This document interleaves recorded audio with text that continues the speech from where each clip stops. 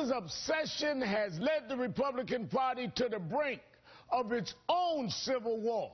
Can the problem get any bigger for this party? You betcha. We will. Oh, yes. Sarah Palin's back.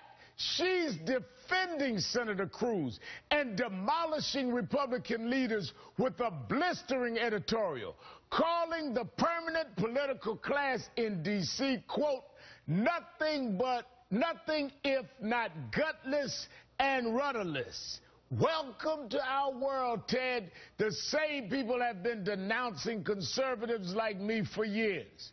But Team Palin Cruz is facing a huge backlash from Republicans. This has been one of the strangest weeks I've ever had in Washington, and I say that because as soon as we listed Ted Cruz as our featured guest this week, I got unsolicited research and questions, not from Democrats, but from top Republicans who to hammer Cruz. Republicans trying to hammer Cruz. That has Governor Palin seeing red. She fired off a tweet to her Fox colleagues. Keep it truly fair and balanced. Release the GOP names encouraging you to trash Senator Ted Cruz. No more anonymous sources. Calling out her Fox News colleagues, and later in the day, she took to the air.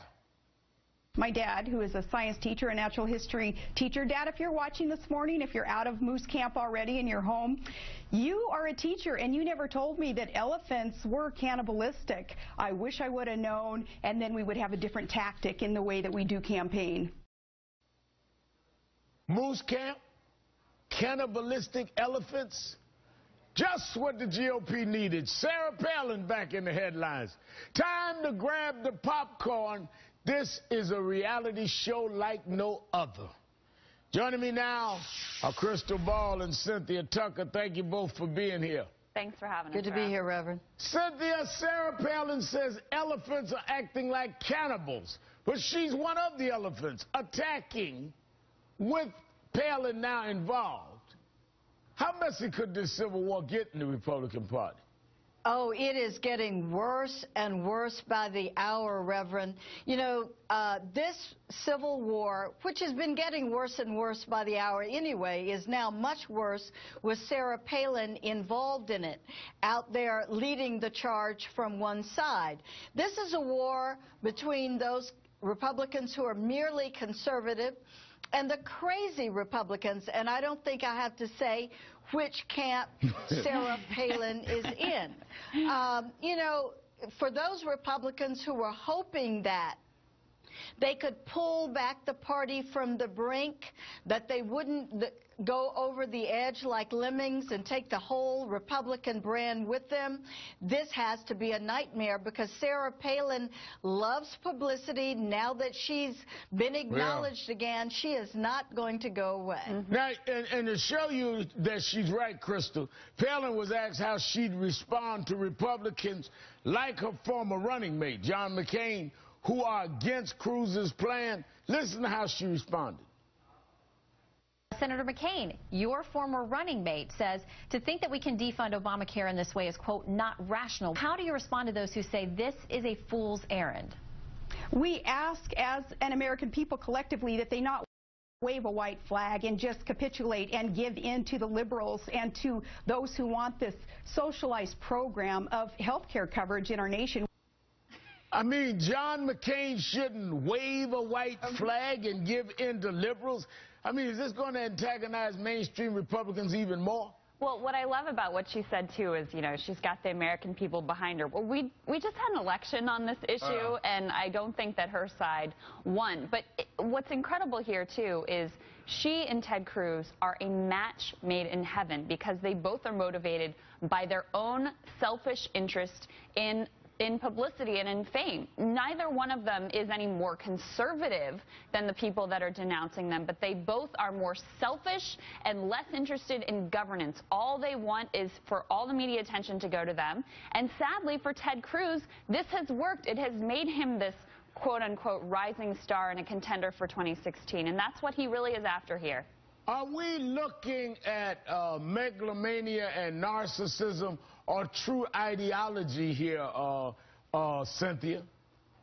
I don't see any ideology in this, Reverend. There was certainly no ideology that I could detect in Sarah Palin. If you look throughout her political career, she has only been interested in advancing the interest of Sarah Palin. And I think absolutely the same is true of Ted Cruz. Do their instincts tend to run more to the right? That's absolutely true. They are certainly on the right side of the ideological spectrum. But I think it is absolutely true that they're most interested in advancing themselves. If they were more interested in advancing the conservative cause, they wouldn't be destroying the Republican Party. Now, you're right, because when we saw Sarah Palin wouldn't even rule out running for the Senate. Watch this. Ted Cruz and more of those good guys need some reinforcements in these midterm elections. They need help to undo so much of what the Democrats are doing. I don't know if it'll necessarily be me. I don't know if it'll necessarily be me. But let me bring this to you, Crystal. In her Breitbart op-ed, she warned Senate Republicans who are against the shutdown, and it got a little weird. Let me read it. Quote, "Oh, and a little reminder to Republican senators up for re-election in 2014. Moose season ends soon, allowing more time on one's hands. So we'll be watching your votes very carefully this week." Well, moose season aside, she does have a good record with endorsements. Ted Cruz, Kelly Ayotte, Nikki Haley.